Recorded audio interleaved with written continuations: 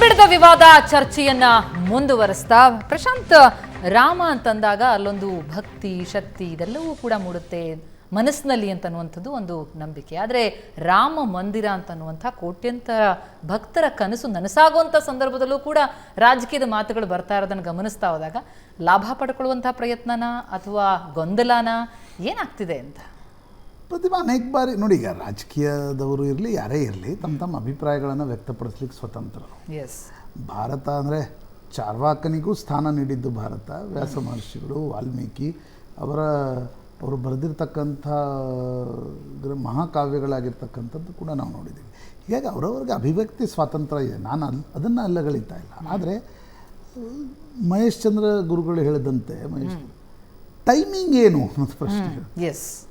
ಈಗ ನೀವು ಮನೆಯಲ್ಲಿ ಮದುವೆ ಇರುತ್ತೆ, ಮದುವೆ ಸಂದರ್ಭದಲ್ಲಿ ಕೊಂಕು ಮಾತಾಡಬೇಡಿ ಅನ್ನೋದೊಂದು ಸ್ವಾಭಾವಿಕವಾಗಿ ಇರ್ತಕ್ಕಂಥ ಕೇಳಿಬರುತ್ತೆ ಸರ್. ಅದು ಇಲ್ಲೂ ಕೇಳಿಬರುತ್ತೆ. ಆದರೆ ನೀವು ಅನಗತ್ಯವಾಗಿ ಯಾವುದೋ ಹಳೆಯ ವಿಷಯಗಳನ್ನು ಕೆದಕಿ ನೋಡಿ. ಇದರಲ್ಲಿ ಏನಾಗಿದೆ, ಸುಪ್ರೀಂ ಕೋರ್ಟ್ ತೀರ್ಪು ನೀಡಿದೆ. ಸುಪ್ರೀಂ ಕೋರ್ಟ್ನ ತೀರ್ಪಿನ ಪ್ರಕಾರ ಮಸೀದಿಯನ್ನು ಅದೇ ಊರಿನಲ್ಲಿ ಹೊರಗಡೆ ಸ್ಥಾಪಿಸ್ಲಿಕ್ಕೂ ಕೂಡ ಅನುವು ಮಾಡಿಕೊಡಲಾಗಿದೆ. ಮಂದಿರವನ್ನು ಕೂಡ ನಿರ್ಮಾಣ ಮಾಡತಕ್ಕಂಥ ಒಂದು ಜಾಗೆಯನ್ನು ನೀಡಲಾಯಿತು. ಶ್ರದ್ಧೆ ನಂಬಿಕೆಯ ಆಧಾರದ ಮೇಲೆ ಸುಪ್ರೀಂ ಕೋರ್ಟ್ ತೀರ್ಮಾನ ಮಾಡಿತು. ಈಗ ಅದು 3 ವರ್ಷ ಹಳೆಯ, ಅಂದರೆ 2019ರಲ್ಲಿ ಅದರ ತೀರ್ಪು ಬಂದಿತ್ತು. ಈಗ ಮಂದಿರ ನಿರ್ಮಾಣ ಆಗ್ತಾ ಇರ್ತಕ್ಕಂಥ ಸಂದರ್ಭದಲ್ಲಿ ನೋಡಿ, ಸಹಜವಾಗಿ ಈಗ ನೀವು ವಿಧಾನಸೌಧನೋ ವಿಕಾಸಸೌಧನೋ ಕಟ್ಟಿದ್ರಿ, ಯಾರು ಮುಖ್ಯಮಂತ್ರಿ ಆಗಿರ್ತಾರೆ ಅವರು ಉದ್ಘಾಟನೆ ಮಾಡ್ತಾರೆ. ರಾಮನ ಮಂದಿರದ ಉದ್ಘಾಟನೆ ಕೂಡ ಸುಪ್ರೀಂ ಕೋರ್ಟ್ನ ತೀರ್ಪಿನ ಪ್ರಕಾರ ನೋಡಿ, 3 ವರ್ಷಗಳಲ್ಲಿ ಕೇಂದ್ರ ಸರ್ಕಾರ ಮುತುವರ್ಜಿ ವಹಿಸಿ ಸಂಘ ಪರಿವಾರದ ಮುತುವರ್ಜಿಯಿಂದ ಇದನ್ನ ಒಪ್ಕೊಳ್ಳೇಬೇಕು. ಇಲ್ಲ ಪೊಲಿಟಿಕಲ್ ಕಾರಣದಿಂದ ಮಂದಿರ ನಿರ್ಮಾಣ ಉದ್ಘಾಟನೆ ಬೇಗ ಆಗ್ತಾ ಇಲ್ವಾ? ಆಗ್ತಾ ಇದೆ. 2024ರ ಚುನಾವಣೆಯನ್ನು ದೃಷ್ಟಿಯಲ್ಲಿಟ್ಕೊಂಡೇ ಬಿಜೆಪಿ ಈ ಮಂದಿರ ನಿರ್ಮಾಣದ ಉದ್ಘಾಟನೆಯನ್ನು ಜನವರಿ 22ಕ್ಕೆ ಮಾಡ್ತಾ ಇದೆ. ಅದರಲ್ಲಿ ಯಾವುದೇ ರೀತಿಯಾಗಿರ್ತಕ್ಕಂಥ ಏನಂತಾರೆ ಆಂಬಿಗ್ವಿಟಿ ಇಲ್ಲ. ಎಲ್ಲ ಪೊಲಿಟಿಕಲ್ ಪಾರ್ಟಿಗಳು ತಮ್ಮ ಲಾಭ ನಷ್ಟದ ಲೆಕ್ಕ ಹಾಕಿನೇ ಮಾಡ್ತವೆ. ರಾಜಕೀಯ ಪಕ್ಷಗಳು ಇರೋದೇ ಚುನಾವಣೆ ನಿಲ್ಲಲಿಕ್ಕೆ, ಗೆಲ್ಲಲಿಕ್ಕೆ, ಸೋಲಿಕ್ಕೆ. ಹೀಗಾಗಿ ಅವರಿಲ್ಲ ತುಂಬಾ ಚುನಾವಣೆಯನ್ನ ದೃಷ್ಟಿಯಲ್ಲಿ ಇಟ್ಕೊಂಡು ಮಾಡ್ತಾನೇ ಇಲ್ಲ ಅನ್ನೋ ವಾದದಲ್ಲಿ ಅರ್ಥ ಇಲ್ಲ.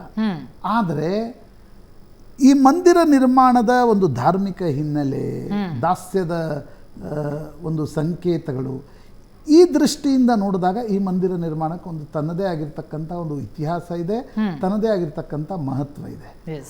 ಆ ಕಾರಣದಿಂದ ಈಗ ಕಾಂಗ್ರೆಸ್ಸಿಗರು, ನನಗೀಗ ಯಾರೋ ಇತಿಹಾಸ ತಜ್ಞರು ಬಂದು ಮಾತಾಡಿದ್ರು ಅಂತ ಅನ್ಕೋಣ, ರೋಮಿಲಾ ಥಾಪರ್ ಆಗಲಿ ಇನ್ನೊಬ್ರು ಯಾರೋ ಆಗಲಿ, ನಥಿಂಗ್ ರಾಂಗ್ ಇನ್ ದಟ್.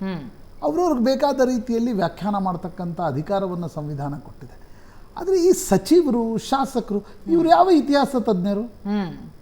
ಅಥವಾ ಇವರೇನು ಸೋಷಿಯಾಲಜಿಸ್ಟ್ಗಳ? ಇಲ್ಲ ಸೊಸೈಟಿ ಹೆಂಗೆ ಯೋಚನೆ ಮಾಡ್ತಾ ಇದೆ ಅನ್ನೋದನ್ನು ಮಾತಾಡೋಕ್ಕೆ ರಾಜಣ್ಣ ಇರಲಿ, ದರ್ಶನಾಪುರ ಅಂದರೆ ಅವರೇನು ಸೋಷಿಯಾಲಜಿಸ್ಟ್? They are politicians. ಅಲ್ಲ, ಎಲ್ಲೋ ಒಂದು ಕಡೆ ಜನರ ಭಾವನೆಗಳನ್ನ ಅವರು ಗೇಜ್ ಮಾಡೋದ್ರಲ್ಲಿ ಸೋತ್ ಬಿಟ್ರ? ಅಲ್ಲ, ಸೋತ್ರೋ ಗೆದ್ರೋ ಅನ್ನೋದು ಚುನಾವಣೆಗಳಲ್ಲಿ ನಿರ್ಣಯ ಆಗುತ್ತೆ. ಪಾಲಿಟಿಕ್ಸ್ ಅದು ಪೊಲಿಟಿಕಲ್. ನನಗನ್ಸುತ್ತೆ ಈ ರೀತಿ ಸಹಜವಾಗಿ ನಾವು ನೋಡ್ತಾ ಹೋದ್ರೆ ಜನ ಮನಸ್ಸಿನಲ್ಲಿ ಈಗ ನಾನೊಬ್ಬ ಪತ್ರಕರ್ತ, ಪ್ರಾಣ ಪ್ರತಿಷ್ಠಾಪನೆಯ ವಿಷಯ ಮೊನ್ನೆ ಬಂತು, ನನಗದರ ಬಗ್ಗೆ ಗೊತ್ತಿಲ್ಲ. ಧರ್ಮದ ವ್ಯಾಖ್ಯಾನ ಮಾಡೋರು ಅದ್ರ ಬಗ್ಗೆ ಮಾತಾಡಬೇಕು. ನಾನು ರಾಜಕೀಯ ಮತ್ತು ಸುಪ್ರೀಂ ಕೋರ್ಟನ್ನು ಕವರ್ ಮಾಡತಕ್ಕಂಥ ಒಬ್ಬ ಪತ್ರಕರ್ತ. ಆ ವಿಷಯ ಬಂದಾಗ ಅದರ ಇತಿಹಾಸದ ಮಜಲುಗಳ ಬಗ್ಗೆ ನಾನು ಮಾತನಾಡೋದ್ರಲ್ಲಿ ಅರ್ಥ ಇದೆ. ನಮ್ಮಲ್ಲಿ ಏನಾಗಿದೆ ಅಂದ್ರೆ ಎಲ್ಲಾ ವಿಷಯಗಳು, ಈಗ ರಾಜಕಾರಣಿಗಳಿಗೆ ಅದರದ್ದು ಎಕ್ಸ್ಪರ್ಟೈಸ್ ಏನು? ಜನರ ಹೊಟ್ಟೆ ತುಂಬುತ್ತಾ. ಮೊನ್ನೆ ನಾನು ಅಶೋಕ್ ಪೈ ಅವ್ರದ್ದು ಒಂದು ಹಂಗೆ ಪುಸ್ತಕ ಓದ್ತಿದ್ದೆ. ಅದರಲ್ಲಿ ಅವರು ಬರೀತಾರೆ, ಥ್ಯಾಂಕ್ ಗಾಡ್ ನಮ್ಮ ದೇಶದಲ್ಲಿ ಕೋಟ್ಯಾಂತರ ದೇವಸ್ಥಾನಗಳಿವೆ, ಇಲ್ಲಾಂದ್ರೆ ಒಂದು ನಿಮಾನ್ ಸಾಕಾಗ್ತಿರ್ಲಿಲ್ಲ ಅಂತಕ್ಕಂಥ ಅಶೋಕ್ ಪೈ. ಮಾನಸಿಕ ಆರೋಗ್ಯಕ್ಕೆ ಅಂದ್ರೆ ಹೊಟ್ಟೆ ತುಂಬುವುದಕ್ಕೂ ದೇವಸ್ಥಾನಕ್ಕೆ ಹೋಗೋದಕ್ಕೂ ಯಾವುದೇ ಸಂಬಂಧ ಇಲ್ಲದ ಸಂಗತಿ. ಈಗ ಒಂದು ಫ್ಯಾಮಿಲಿ ಇರುತ್ತೆ, ತಂದೆ ತಾಯಿ ಇಲ್ಲ, ನಾನು ಬರೀ ಮಕ್ಕಳ ಶಿಕ್ಷಣದ ಮೇಲೆ ಖರ್ಚು ಮಾಡ್ತಿದ್ದೀನಿ, ನಾನು ಗ್ರೇಟು, ನಾನು ಅವರನ್ನು ಎಂಟರ್ಟೈನ್ಮೆಂಟಿಗೆ ಒಯ್ತಾ ಇಲ್ಲ, ಪಾರ್ಕ್ಗೆ ಒಯ್ತಾ ಇಲ್ಲ, ಕ್ರೀಡೆಗಳನ್ನು ಆಡಿಸ್ತಾ ಇಲ್ಲ ಅಂತ ಹೇಳಿದ್ರೆ ಎಷ್ಟು ಹಾಸ್ಯಾಸ್ಪದ ಅನಿಸ್ಬೋದು. ನಾನು ಬರೀ ಶಾಲೆಗೆ ಹೋಗ್ತೀನಿ, ಶಾಲೆಯಿಂದ ಬಂದ ಮೇಲೆ ಅಭ್ಯಾಸ ಮಾಡಿಸ್ತೀನಿ, ಬಿಟ್ಟರೆ ನಾನು ಏನೂ ಮಾಡಿಸಲ್ಲ ಅವ್ರಿಗೆ, ಯಾಕಂದ್ರೆ ಅಷ್ಟು ನಾನು ಅವ್ರನ್ನ IAS IPS ಮಾಡಿಸ್ಬೇಕು ಅಂತ ಹೇಳಿದ್ರೆ ಅದು ಎಷ್ಟು ಹಾಸ್ಯಾಸ್ಪದ ಆಗ್ಬೋದು. ಹಾಗೆ ಒಂದು ಸಮಾಜದಲ್ಲಿ ಒಬ್ಬ ವ್ಯಕ್ತಿಗೆ ದೇವರು ಬೇಕು, ಇನ್ಫ್ರಾಸ್ಟ್ರಕ್ಚರ್ ಬೇಕು, ಕಟ್ಟಡಗಳು ಬೇಕು, ಶಾಲೆ ಕಾಲೇಜ್ಗಳು ಬೇಕು, ಸರ್ಕಾರ ಚೆನ್ನಾಗಿ ನಡಿಬೇಕು, ಮನೋರಂಜನಾ ವಿಷಯಗಳಿರಬೇಕು, ಎಲ್ಲವೂ ಬೇಕು.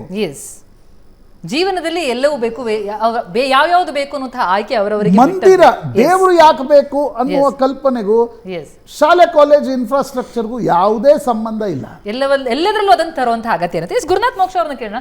ಗುರುನಾಥ್ ಮೋಕ್ಷ ಅವರೇ, ಈಗ ನಾವು ನೋಡ್ತಾ ಇದ್ವಿ ಮಂದಿರ ಪೂರ್ಣ ಆಗಿಲ್ಲ, ಪೂರ್ಣ ಮಂದಿರದಲ್ಲಿ ಉದ್ಘಾಟನೆ ಮಾಡೋದಕ್ಕೆ ಹೊರಟಿದ್ದಾರೆ, ನಾವು ಹೋಗಲ್ಲ, ಇಂತಹ ಹೇಳಿಕೆಗಳು ಕೂಡ ಮಠಮಾನ್ಯರಿಂದ ಬರೋದು ಒಂದು ಕಡೆ, ರಾಜಕೀಯ ನಾಯಕರುಗಳಿಂದಲೂ ಕೂಡ ಬರ್ತಾ ಇರುವಂಥದ್ದು. ಅಂದರೆ ರಾಮ ಮಂದಿರ ಅಲ್ಲೇ ಯಾಕೆ ಆಗಬೇಕು, ಅಥವಾ ರಾಮ ಮಂದಿರ ನಮ್ಮ ಊರುಗಳಲ್ಲಿಲ್ವಾ ಅಂತ ಮಾತುಗಳನ್ನು ಆಡ್ತಾ ಇದ್ದಂಥವ್ರೆ ಈಗ ಹೇಳ್ತಾ ಇರೋಂಥದ್ದು ಮಂದಿರ ಅಪೂರ್ಣ ಆಗಿದೆ, ಹಾಗಾಗಿ ನಾವೀಗ ಹೋಗಲ್ಲ ಉದ್ಘಾಟನೆಗೆ ಅಂತ ಮಾತುಗಳನ್ನ ಆಡ್ತಾ ಇದ್ದಾರೆ. ತಾವೊಬ್ಬ ಆಧ್ಯಾತ್ಮ ಚಿಂತಕರಾಗಿ ಈ ಬೆಳವಣಿಗೆ ನೋಡ್ತಾ ಹೋದಾಗ ಏನ್ ಅನ್ಸುತ್ತೆ ತಮ್ಗೆ? ಇಲ್ಲ, ಇಲ್ಲಿ ನೋಡಿ, ಯಾರು ಇದನ್ನ ಹೇಳ್ತೀಯಾರಲ್ಲ ಅವರು ಒಂದು ಪುರಾವೆ ಕೊಟ್ಟು ಈ ಶಾಸ್ತ್ರದಲ್ಲಿ ಈ ತರ ಇದೆ ಅಂತ ಒಂದು ಕೊಟೇಶನ್ ಕೊಡ್ಬೇಕು. ಅಲ್ಲಿ ಏನಾಗಿದೆ ಅಂತಂದ್ರೆ, ಮಂದಿರ ಉದ್ಘಾಟನೆ ಅಲ್ಲ, ಅದು ಪ್ರಾಣ ಪ್ರತಿಷ್ಠಾಪನೆ ಆಗಬೇಕಾದ್ರೆ ಗರ್ಭಗುಡಿ ತಯಾರಾಗಿರ್ಬೇಕು. ಇನ್ಫ್ಯಾಕ್ಟ್ ಮಯಾಮತ ಅಂತ ಹೇಳಿ ನಮ್ಮ ಆಗಮ ಶಾಸ್ತ್ರಗಳಲ್ಲಿ ಬಹಳ ಅತ್ಯಂತ ಉತ್ತುಂಗದಲ್ಲಿರುವಂತಹ ಒಂದು ಗ್ರಂಥ.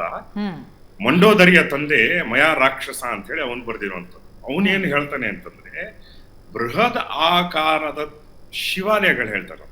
ಶಿವಾಲಯ ಸ್ಥಾಪನೆ ಮಾಡ್ಬೇಕಾದ್ರೆ ಗರ್ಭಗುಡಿ ಮುಗಿಸಿ ಇನ್ನು ಗೋಡೆ ಬಾಗಿಲು ಕಟ್ಟಕ್ ಮುಂಚೆನೆ ಅದಕ್ಕೆ ಪ್ರಾಣ ಪ್ರತಿಷ್ಠಾಪನೆ ಮಾಡ್ಬೇಕು ಅಂತ. ಯಾಕೆ ಅಂದ್ರೆ ದೊಡ್ಡ ಶಿವಲಿಂಗ ಇಡಬೇಕು ಅಂತಂದ್ರೆ ನೀವು ಆ ಕಿಟಕಿ ಗೋಡೆಗಳಲ್ಲಿ ಒಡೆದು ಇಡಬೇಕಾಗಿದೆ.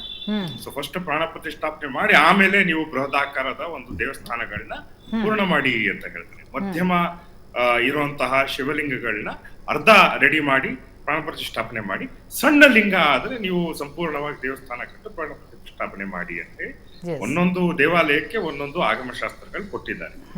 ಸೊ ಇಲ್ಲಿ ಅಪೂರ್ಣ ಮಂದಿರ ಅಂತ ತಗೊಳಕ್ಕಾಗಲ್ಲ, ಪೂರ್ಣ ಗರ್ಭಗುಡಿ ಅಂತ ತಗೊಳ್ಬೇಕಾಗುತ್ತೆ. ಗರ್ಭಗುಡಿ ಪೂರ್ಣ ಆಗಿದೆ. ಮತ್ತೆ ತಮಗ್ ಗೊತ್ತಿದ್ದಂಗೆ ಒಂದಲ್ಲ ಎರಡಲ್ಲ 3 ಶಿಲೆಗಳನ್ನ ಕೆತ್ತನೆ ಮಾಡಿದ್ರು. ಕರ್ನಾಟಕದಿಂದ 2 ಇದ್ರು. ಒಂದು ಅರುಣ್ ಯೋಗಿರಾಜ್ ಎಲ್ರಿಗೂ ಗೊತ್ತಿದೆ. ಇನ್ನೊಂದು GL ಭಟ್ರು ಅಂತೇಳಿ ಅವರು ಕೂಡ ಕರ್ನಾಟಕದವರು, ಅವರು ಒಂದು ಕೃಷ್ಣ ಶಿಲೆಯ ಒಂದು ಕೆತ್ತನೆ ಮಾಡಿದ್ರು. 3ನೇದು ಬಿಳಿ ಶಿಲೆ, ಏನು ಸ್ಫಟಿಕ ಶಿಲೆ ಇದೆ, ಅದರಲ್ಲಿ ಮಾಡಿದ್ರು. ಸೊ ಇದು ಒಂದು ಪ್ರಾಣ ಪ್ರತಿಷ್ಠಾಪನೆ ಆಗುತ್ತೆ. ಇನ್ 2 ಶಿಲೆಗಳನ್ನ ಡಿಸ್ಪ್ಲೇ ಮಾಡ್ತಾರೆ ಅಂತ ಹೇಳಿ ಅಲ್ಲಿಂದ ಸುದ್ದಿ ಬಂದಿದೆ. 2ನೇದು ಒಂದು ಸಣ್ಣ ವಿಷಯ ನಾನು ಹೇಳ್ಬೇಕಾಗತ್ತೆ, ಬಿಜೆಪಿ ಅವರು ಹೇಳ್ಬೇಕಿತ್ತು, ಬಟ್ ಇಲ್ಲಿ ನಾನು ಓದ್ತಿದ್ದೆ 15,000ದಿಂದ 20,000 ಜಾಬ್ಸ್ ಕ್ರಿಯೇಟ್ ಆಗ್ತಾ ಇವೆ, ಪರ್ಮನೆಂಟ್ ಜಾಬ್ಸ್ ಅಯೋಧ್ಯೆಯಲ್ಲಿ. ಮತ್ತೆ 15,000ದಿಂದ 20,000 ಟೆಂಪರರಿ ಜಾಬ್ಸ್ ಕ್ರಿಯೇಟ್ ಆಗ್ತಾ ಇದೆ. ಯಾವ ಇಂಡಸ್ಟ್ರಿ ನಿಮ್ಗೆ ಅಯೋಧ್ಯ ಅಂತ ಒಂದು ಸಣ್ಣ ನಗರದಲ್ಲಿ 40,000 ಕೆಲ್ಸಗಳನ್ನ ಹುಟ್ಟಾಕತ್ ಹೇಳ್ರಿ. ಈ ಟೂರಿಸಂ ಮೂಲಕ 3 ಲಕ್ಷದಿಂದ 5 ಲಕ್ಷ ಜನ ಏನು ಅಲ್ಲಿ ದರ್ಶನಾರ್ಥಿಗಳು ಬರ್ತಾರೆ, ಅವರಿಗೆ ಕೇಟರ್ ಮಾಡ್ಲಿಕ್ಕೆ, ಅವರಿಗೆ ಸೇವೆ ಮಾಡ್ಲಿಕ್ಕೆ 40,000 ಜಾಬ್ಸ್ ಕ್ರಿಯೇಟ್ ಆಗ್ತಾ ಇದೆ. ಯಾವ ಇಂಡಸ್ಟ್ರಿ, ಬೇರೆ ಇಂಡಸ್ಟ್ರಿ ಇಷ್ಟೊಂದು ಸಂಖ್ಯೆಯಲ್ಲಿ ಏನು ರೋಜ್ಗಾರ್ ಕೊಡಕ್ಕೆ ಸಾಧ್ಯ ಇದೆ? ಅದು ಒಂದು ಯೋಚನೆ ಮಾಡಿ. ಮಾತಾಡ್ತೀನಿ ಮನುಷ್ಯ ಮುಗಿಸ್ಕೊಂಡವ್ರೆ. ಯಾಕಂದ್ರೆ ಈಗ ಪ್ರಮುಖವಾಗಿ ಇಷ್ಟು ದಿನಗಳ ಕಾಲ ಕೇಳಿ ಬರ್ತಾ ಇರೋದು, ಒಂದು ರಾಮ ಮಂದಿರ ಹೇಗೆ ನಿರ್ಮಾಣ ಆಗ್ತಾ ಇದೆ, ಅಲ್ಲಿ ಏನೇನಿದೆ ಅನ್ನೋ ಜೊತೆಗೆ ಅದರಿಂದಾಗಿ ಅಯೋಧ್ಯೆಯಲ್ಲಿ ಯಾವ ರೀತಿಯಾದಂತಹ ಹೊಸ ವಾತಾವರಣ, ಹೊಸ ಅಲೆ ಬಂದಿದೆ ಅಂತ ಅನ್ನೋದ್ರ ಬಗ್ಗೆ. ಹಾಗಾಗಿ ಸುಮಾರು ಅಲ್ಲಿನ ಆರ್ಥಿಕತೆ, ಈಗ ಉತ್ತರ ಭಾರತದ ಆರ್ಥಿಕತೆ ನೋಡ್ತಾರೆ 9.2% ಇದೆಯಂತೆ ದೇಶದ ಆರ್ಥಿಕತೆಯ ಪೈಕಿ. ಅದು 2027 ಆ ಹೊತ್ತಿಗೆ ಇದು ಬಹಳ ದೊಡ್ಡ ಮಟ್ಟದಲ್ಲಿ ಒಂದು ಬೂಮನ್ನ ಪಡೆದುಕೊಳ್ಳುತ್ತೆ ಎನ್ನುವಂತಹ ಮಾತುಗಳು ಆರ್ಥಿಕ ತಜ್ಞರಿಂದ ಕೇಳಿ ಬರ್ತಾ ಇರೋದು. ಅದು ಒಂದು ಭಾಗ. ಆದ್ರೆ ಗೊತ್ತಿದ್ದು ಇಲ್ಲಿ ವಿವಾದವನ್ನ ಸೃಷ್ಟಿಸೋದಕ್ಕಾಗಿ ಅಂತ ಹೇಳಿಕೆಗಳು ಹಾಗಿದ್ರೆ ಬರ್ತಾ ಇದೆಯಾ? ಈ ವಿಚಾರಕ್ಕೆ ಸಂಬಂಧ ಅದೇ ವಿತಂಡವಾದ. ಸೂರ್ಯ ಪೂರ್ವಕ್ಕೆ ಹುಡ್ತಾನೆ, ಇಲ್ಲ ಪಶ್ಚಿಮಕ್ಕೆ ಹುಡ್ತಾನೆ. ಈ ವಿತಂಡವಾದ ನಮ್ಮ ಸಮಾಜಶಾಸ್ತ್ರದ ಭಾಗ. ಅದು ನಿಜಕ್ಕೂ ಕೂಡ. ಆದ್ರೆ ಅದಕ್ಕೂ ಒಂದು ಕಾಲ ಬೇಕಲ್ವಾ ಅಂತ ಅನ್ನೋದು ಪ್ರಶ್ನೆ. ಇದಕ್ಕೆ ಉತ್ತರ ಹುಡ್ಕೊಂಡು ಒಂದು ಪುಟ್ಟ ಬ್ರೇಕ್ ಆದ್ಮೇಲೆ ಚರ್ಚೆ ಮುಂದುವರಿಯುತ್ತೆ.